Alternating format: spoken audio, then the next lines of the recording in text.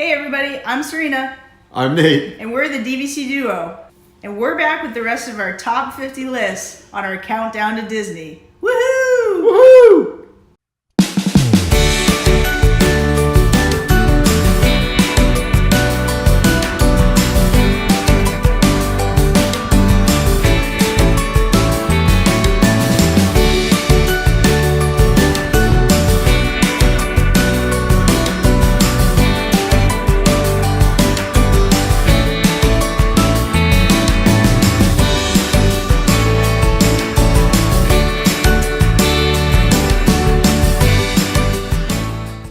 Okay, Nate, do you want to kick it off? Starting at number 20. Number 20, we have Everyone Can Be a Kid. Yep. It's a really kind of one of those things that, go back to your younger years and just have fun. Everybody can enjoy themselves. There's something for everybody. You can see the light and the enjoyment in adults' eyes just as easily as you can see it in kids' eyes. Totally. Absolutely. Everybody can be a kid at Disney. Throw in some Mickey ears and go find your favorite character. Forget it. You're golden. Absolutely. So our next one actually is number 19, and it's my personal favorite that I used to love as a kid, and I probably want to ride every time we go. Every time. Which is Big Thunder Mountain Railroad. Big Thunder Mountain Railroad, the wildest ride in the wilderness. Grab those hats and glasses. Hang on to your sunglasses, folks, and your cameras, and your children, especially if you're in the back. Definitely Yes. hang on to your small children. That's the best part, though. Because you get airborne. Mm-hmm. But no, you definitely want to be in the back on that ride, which is something that most people think that you want to be in the front for every coaster. But it's such a long coaster, and the track does have some dips, but they're fairly prolonged and gentle. So if you're in the front of the car, you're basically sitting there waiting for the rest of the coaster. So if this is the hill, the coaster's like situated over the hill. So you're waiting for the back to come up and over before you even get going. You kind of miss out on half the ride, to be honest with you. So that is one of the ones that we would recommend waiting for the back. Definitely. But what a classic. And insider tip, it's not a hidden Mickey. No. It's a hidden Pooh. Keep your eyes peeled towards the end. We know we will be. We always do. All So right. next on our list, Number 18, the That's right. Frozen ride, and not just the Frozen ride. No. Although each and every time I ride it, at first I was like, okay, maybe they could have done better. But each and every time I ride it, I think more and more, wow, this is really awesome. Mm-hmm. And it's not just the Frozen ride. It's that part where you come around the bend and you see Olaf for the first time. And I know that Disney knew that this was magic because they aptly positioned their ride camera right there. But I tell you what, you think that Olaf is just walking. I mean, he is. He's following you right along, and I don't know. Snowmen don't walk, but I mean, he's walking right up to you. He can almost give you a hug.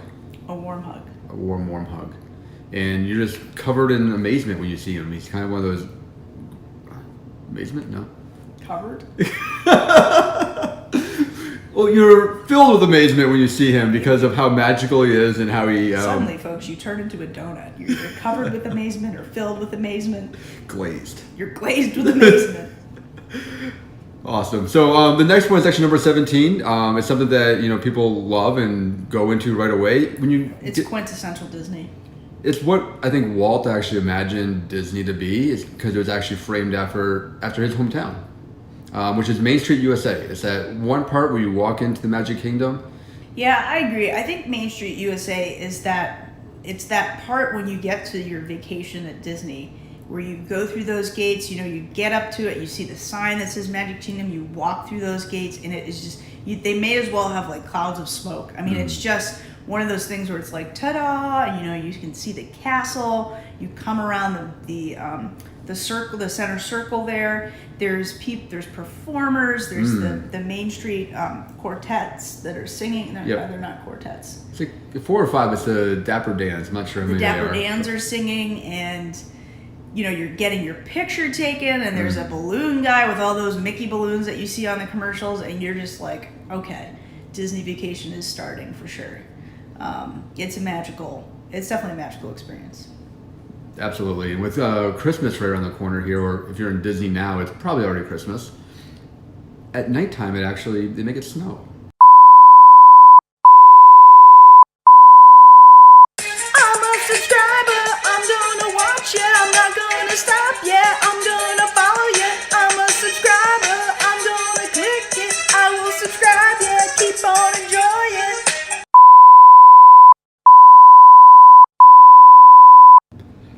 awesome. All right, Serena, the next one's probably yours. Your Oh favorite. yeah, this one's my favorite. Dinosaur. I just can't get enough. From the Bill Nye, the Science Guy narration to the whole concept of time travel and what's going back to the Cretaceous period to retrieve a dinosaur that you're going to take back in a time travel machine. Awesome. And really, I think what I love the most about it is modeled after the Indiana Jones ride at Disneyland in California, which was when I went in my youth. I had only gone to Disneyland before I met Nate. When I was a kid, that was where we went. That was the big trip of basically my entire adolescence. And so that ride, we had a lot of good memories. And then, man, what a great concept. What a great theme. And you know, I'm a scaredy cat. I'm not going to lie. When that Carnotaurus is chasing you through the forest, I am petrified. Pun intended. I am petrified. I think it took you at least 20 rides before you even opened your eyes. He's not kidding. And then, you know, they randomly drop the dinosaur head at the end now. Randomly, so this isn't a spoiler alert. You have no idea when it's going to happen. Sometimes you get a feeling when you're on the ride and you're like, God, they're going to drop the head. And I forget it. I mean, my eyes close every single time. I can't do it with my eyes open. Also, one of the coolest hidden Mickeys. Yes, absolutely. One of the coolest hidden Mickeys. You gotta look for it. He's really hidden. He's sort of hidden. You can see him best if you're sitting on the left. Yes. All right, the next one is one that actually Serena has not seen yet. And it's one that I saw for the first time back in the spring, which was the new nighttime show at the Magic Kingdom, Once Upon a Time. Wow. I don't even know where to begin. I mean, this is a show... Maybe you should cover yourself in magic. I think I was covered in magic when I saw this. I really do.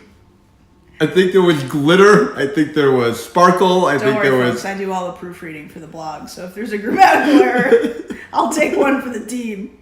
So the show has music. It has fireworks. It has projections. It has everything and anything in between. If you have a favorite character, you're probably going to see it if you're a kid in the 90s. You know, definitely get there. Yeah, see, you haven't seen it yet, so no, I won't see it this time. No spoilers on that. You will, though, for this one, compared to the previous nighttime shows, you'll want to be in front of the castle, just so you can see everything that goes on. Or way far back. You want to be at least within that center circle, because they have so much going on the projections on the castle.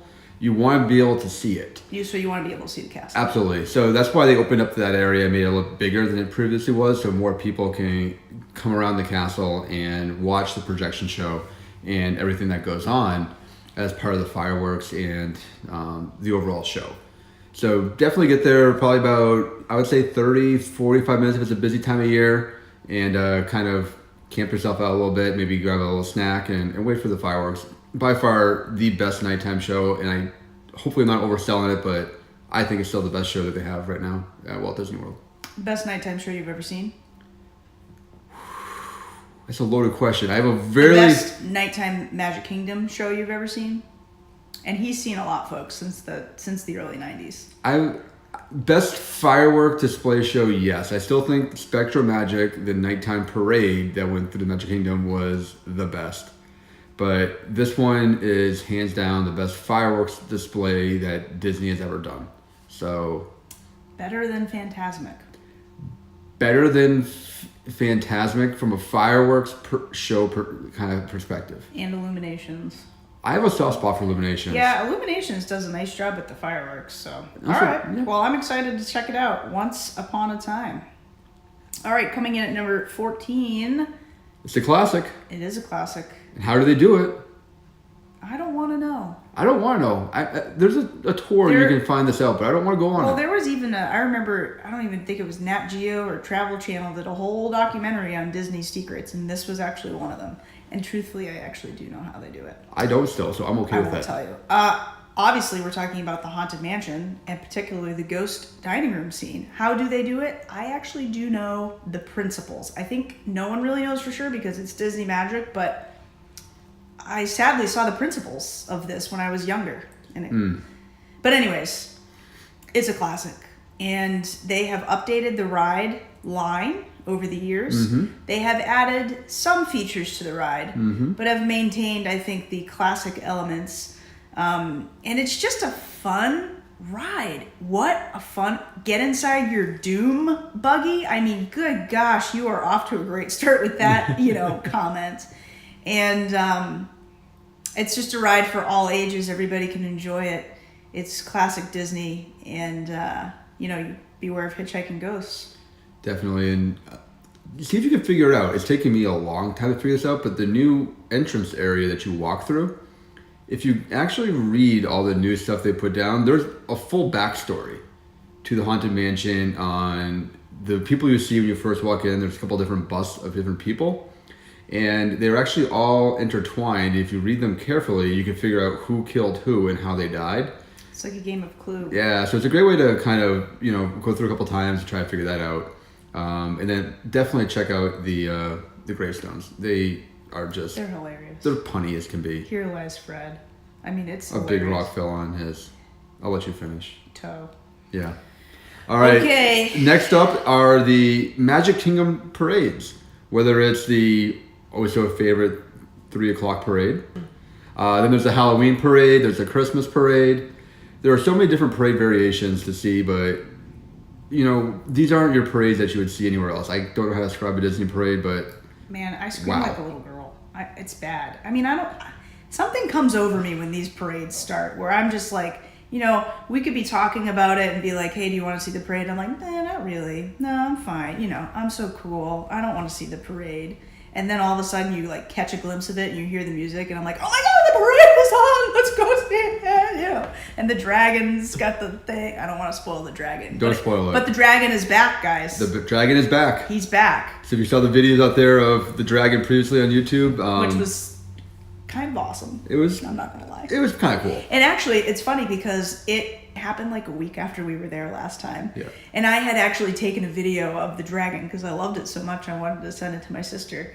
And then lo and behold, like a week later, it caught on fire during the parade. But it's back and better than ever. If I had to pick my favorite,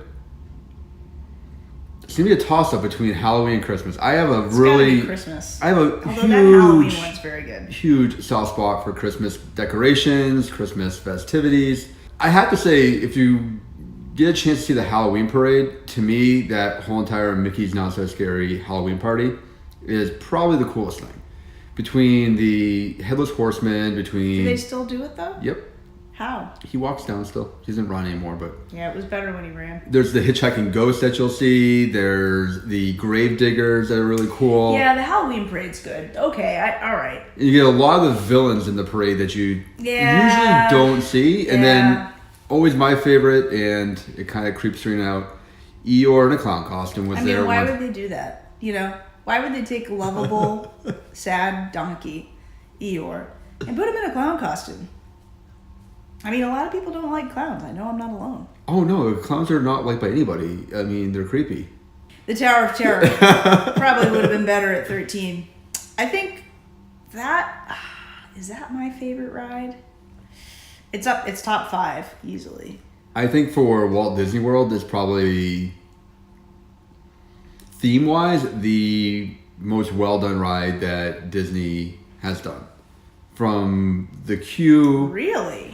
To the ride, to the cast members. And it's probably a couple things for me.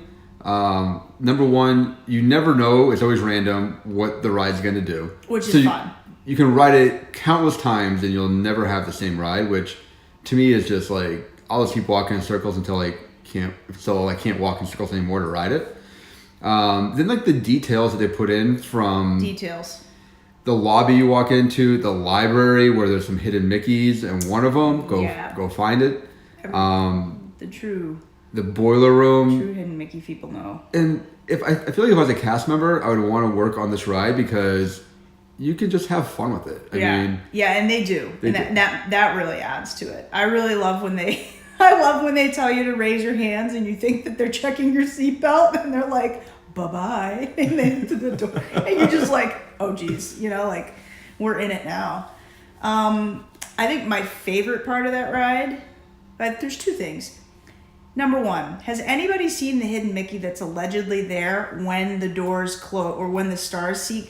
I sometimes think I see it, but sometimes I don't. For those of you who don't know what I'm talking about, Google it. It's the one where as the doors close and the stars darken right before the doors open again before you drop, there's supposed to be a hidden Mickey. And sometimes I think I see it, sometimes I don't.